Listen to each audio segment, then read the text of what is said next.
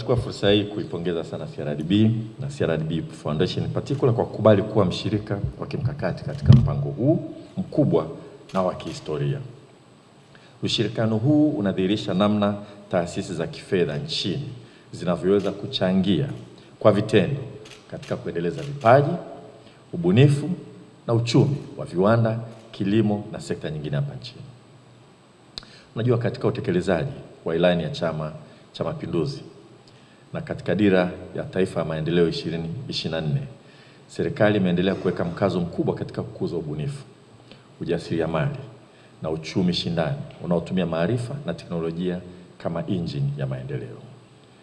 Takwimu zinaonyesha kuwa kupitia mashindano ya kitaifa ya ubunifu MAKISATU, serikali imewafikia zaidi ya wabunifu 3,000 katika kipindi cha miaka 4 iliyopita.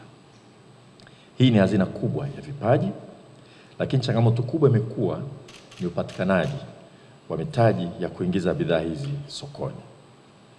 Leo tunashuhudia hatua ya suluhisho ya changamoto hiyo kwa kupitia mfumo wa dhamana unaoratibiwa na CRDB kwa niaba ya serikali kupitia COSTECH.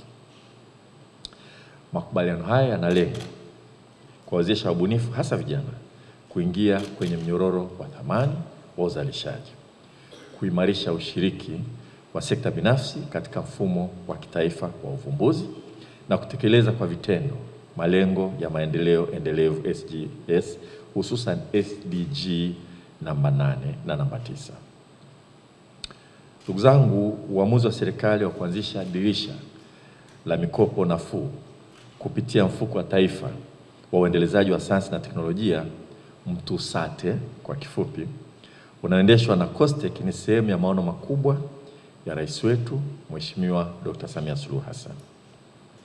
Yeye mwenyewe aliagiza kwamba kila mara tunaonyesha, kama nilivyosemwa hapa nadhani Shaban Kisu, maonyesho mazuri. Ukienda Sabasaba unaweza ukaona kitu miaka 10 kila mwaka ni kile kile, kwamba Tanzania imegundua gari, mwakani unakuta gari hilo hilo, mwaka mtondogo gari hilo hilo, kila mwaka tunapiga makofi sana, haliingii sokoni. Lakini maelekezo ya rais wetu ni kwamba wabunifu hapa nchini tuhakikishe kwamba tunawawezesha.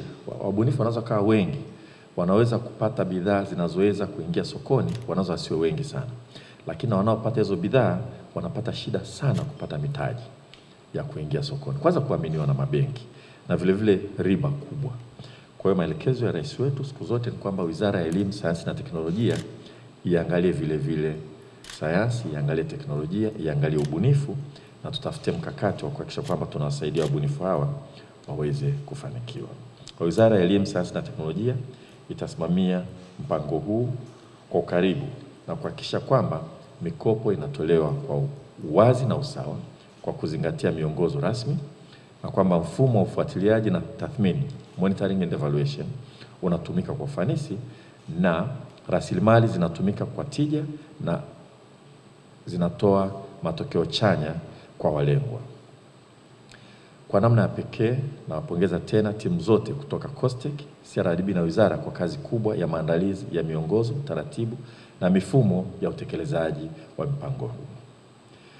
Na ningependa kumwambia mkurugenzi mtendaji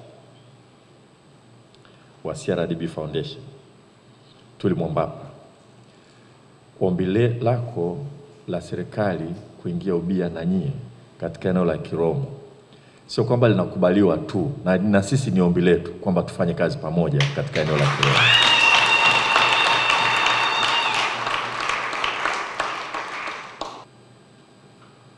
Kwa namna pekee tutoe pia shukrani zetu kwa benki ya CRDB.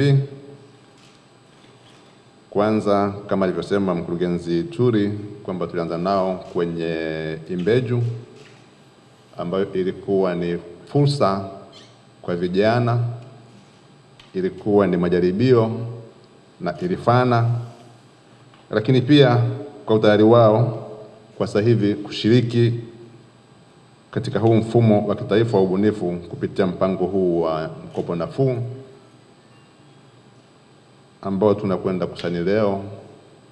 Kwa huu ni mfano mzuri wa kuigwa kwa taasisi binafsi na tunatoa wito pia kwa wengine kutunga mkono kuhakikisha kwamba vijana wetu wanapata hizi fursa. Kwa hiyo CRDB Foundation tunashukuru sana. Mheshimiwa mgeni rasmi, washiriki, mabibi na mabwana, makubaliano ya leo yanahusu serikali yetu ya Tanzania kuweka tengeo la awali. Tunasema ni la awali kwa sababu uhitaji ndo utaamua kwamba tuongeze kiasi gani, lakini tengeo la awali la fedha ya Tanzania shilingi bilioni 2.3 kama dhamana kupitia benki ya CRDB. Fedha hizi zitamwezesha CRDB kutoa mkopo nafuu mara 2 ya fedha hii. Kama tulivyosikia, mkurugenzi akasema pia nao wameweka fedha 2.3 bilioni. Kwa jumla mfuko unakuwa na fedha bilioni 4.6 ambazo CRDB anaweza kutoa kama mkopo nafuu kwa ajili ya vijana wetu. Kwa maana hiyo, kijana wa Tanzania ambaye ana bidhaa au ana huduma ambayo inahitaji kwenda sokoni lakini amekosa mtaji, ina maana hii ni fursa. Kama nilivyosema, mkopo hii inalenga wabunifu walio katika hatua za mwisho za kuingia sokoni, na mchakato wa kutuma maombi utaendeshwa kwa uwazi kupitia mfumo wa mtandao, ambapo waombaji watatakiwa kuwasilisha taarifa za mradi, mpango wa biashara na ushahidi wa soko. Vigezo na miongozo kamili ya maombi hayo itapatikana kupitia tovuti ya COSTECH na CRDB, lakini miongoni mwa mambo yanayozingatiwa ni pamoja na kiwango cha mkopo kitapangwa kulingana na mahitaji ya biashara husika na uwezo wa kurejesha, lakini pia kama alivyosema mkurugenzi wa CRDB kwamba mafunzo yatatolewa kabla na baada ya mikopo kusudi kuhakikisha kwamba waombaji wanakuwa na uelewa wa kutosha kuweza kuhakikisha kwamba ile mikopo inarudi, wengine pia wanaweza kukopa.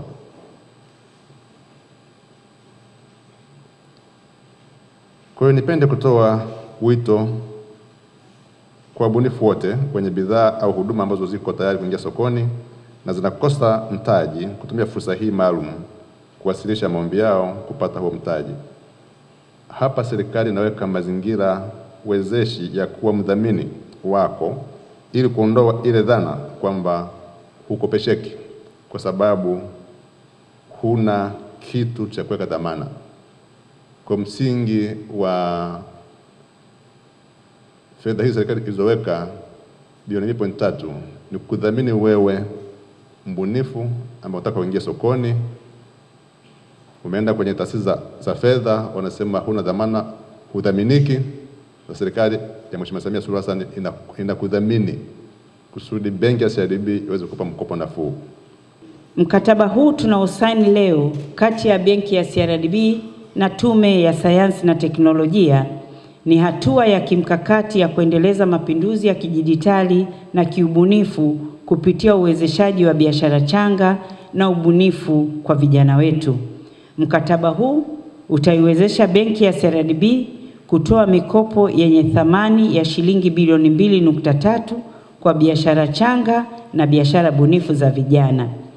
Ili kujenga uwajibikaji wa kifedha kwa pamoja kupitia mpango huu, tumeweka mazingira wezeshi yatakayosaidia vijana wengi kunufaika na uwezeshaji huu, kama kutoa fursa ya matumizi ya dhamana mbadala ikiwamo mikataba ya biashara, nyaraka za malipo yani invoices, historia ya uaminifu. Narudia tena, historia ya uaminifu inaweza ikakufanya wewe ukapata mkopo. Tabia ya mkopaji mwenyewe inaweza ikakusaidia kupata mkopo. Uwezo wa kukuza biashara yako na uwezo wa kurejesha mikopo. Aidha, kutakuwa na kamati ya pamoja ya usimamizi yani steering committee kati ya benki ya CRDB, CRDB Bank Foundation na Tume ya Sayansi na Teknolojia kwa ajili ya tathmini, ufuatiliaji na usimamizi madhubuti wa utekelezaji wa mpango huu wa uwezeshaji ili kuhakikisha kuna uwazi wa kutosha na kuwa na lengo linaloweza kuwafanikisha. Malengo yetu ni kuwafikia zaidi ya vijana 1000 nchi nzima, yani Tanzania bara na visiwani.